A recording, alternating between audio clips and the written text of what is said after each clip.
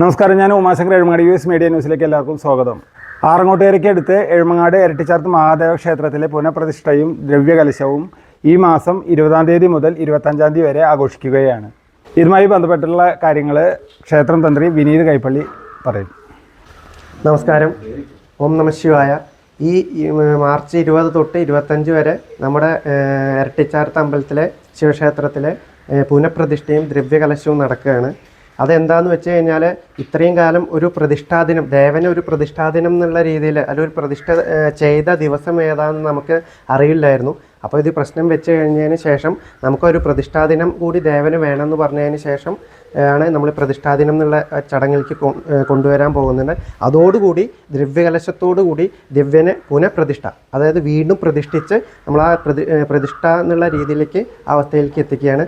എല്ലാവിധ പ്രായശ്ചിത്ത ഹോമങ്ങളും ദ്രവ്യകലശത്തിലൂടെ എല്ലാവിധ ഇന്നേ വരെ ഉണ്ടായ ചൈതന്യ ലോപത്തിന് എന്തെങ്കിലും വഴി ചൈതന്യ ലോപം നടക്കുകയാണെങ്കിൽ അതിന് എല്ലാവിധ നായശാന്തി, ചോരശാന്തി, പ്രോക്തമ്മ, അങ്ങനെ തന്ത്രവിധി പ്രകാരമുള്ള എല്ലാ പ്രായശ്ചിത്ത ഹോമങ്ങളോട് കൂടിയിട്ട് ദ്രവ്യകലശം നടക്കുകയാണ്. എങ്ങനെയൊക്കെയാണ് പരിപാടികൾ, എപ്പോഴൊക്കെയാണ്? 20-ാം തീയതി വൈകുന്നേരം നമ്മൾ ശുദ്ധി തുടങ്ങുകയാണ്. ശുദ്ധി എന്ന് പറഞ്ഞാൽ നമ്മളെ ശ്രീകോവിലും കാര്യങ്ങളും ശുദ്ധി കാര്യങ്ങളും ചെയ്യുക. പിറ്റേ ദിവസം ദേവനെ ശുദ്ധി ചെയ്യുക. അതായത് ദേവനെ ശതശുദ്ധി ധാര പഞ്ചകം പഞ്ചവ്യത്തോട് 25 കലശത്തോട് കൂടിയിട്ട് ഒരു ശുദ്ധി, ദേവശുദ്ധി, ചൈതന്യ ശുദ്ധി ചെയ്ത് അവിടെ പ്രോക്തഹോമം, അതായത് 21, 22, 23, 24 ദിവസങ്ങളിൽ അതിൻ്റെ പ്രായശ്ചിത്ത പ്രോക്തഹോമം, ചോരശാന്തി ഹോമം, നായശ്ചിത്ത പ്രായശാന്തി ഹോമം, അതേപോലെ തത്വകലശ ഹോമം, അങ്ങനെ എല്ലാവിധ കലശങ്ങളും പൂജിച്ച് അതിൽ വേണ്ട ദ്രവ്യങ്ങൾ നിറച്ച് ശിവൻ്റെ ഏതൊക്കെ ദ്രവ്യങ്ങളാണോ വേണ്ടത് വെച്ചാൽ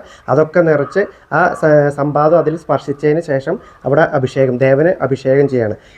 ലാസ്റ്റ് ദിവസം 25 കലശം എല്ലാവിധ ഔഷധ കൂട്ടോടു കൂടിയിട്ട് ഒരു കലശം, ദ്രവ്യകലശം എന്നുള്ള രീതിയിൽ അത് ആടുകയും ചെയ്യും. മാർച്ച് 20 മുതൽ 25 വരെ 6 ദിവസങ്ങളിലായിട്ട് നമ്മുടെ ക്ഷേത്രത്തിലെ പുനഃപ്രതിഷ്ഠ ദ്രവ്യകലശം നടക്കാൻ പോവുകയാണ്. അതിന് മുന്നോടിയായി ക്ഷേത്രത്തിൻ്റേതായിട്ടുള്ള കേടുപാടുകളെല്ലാം നമ്മൾ തീർത്തുകൊണ്ടിരിക്കുകയാണ്. 20-ാം തീയതി വൈകിട്ട് മുതൽ 25-ാം തീയതി ഉച്ചവരെ വലിയ വിപുലമായ ചടങ്ങുകൾ ക്ഷേത്രം തന്ത്രി ശ്രീമാൻ വിനീത് കൈപ്പള്ളിയുടെ നേതൃത്വത്തിൽ നടക്കുകയാണ്. എല്ലാ ദിവസവും വൈകിട്ട് കലാപരിപാടികളുണ്ട്. എത്ര മണിക്കാണ്? വൈകിട്ട് 8 മണിക്ക്, രാത്രി 8 മണിക്ക് തുടങ്ങി 10 മണി വരെ.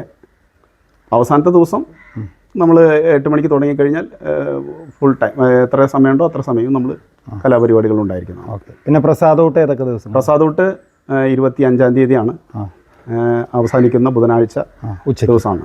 വിപുലമായ രീതിയിലാണ് അല്ലേ? അന്ന് തന്നെയാണ്. അതുകൂടാണ്ട് പ്രഭാസത്യേക സമേതനായ ശാസ്താവിന് വേറെ ക്ഷേത്രം പണിത് അതിലേക്ക് മാറ്റുന്നൊരു ചടങ്ങുണ്ട് 25-ാം തീയതി. അങ്ങനെയുള്ള കുറേ കാര്യങ്ങൾ നമുക്ക് ചെയ്യാനുണ്ട്. പുനഃപ്രതിഷ്ഠയും ദ്രവ്യകലശവുമായി ബന്ധപ്പെട്ട കാര്യങ്ങൾ അത് വേണ്ട രീതിയിൽ ഭംഗിയായിട്ട് നിർവഹിക്കുന്നതിന് അതിന് പിന്നിൽ സാമ്പത്തികമായ വലിയൊരു കാര്യമുണ്ട്.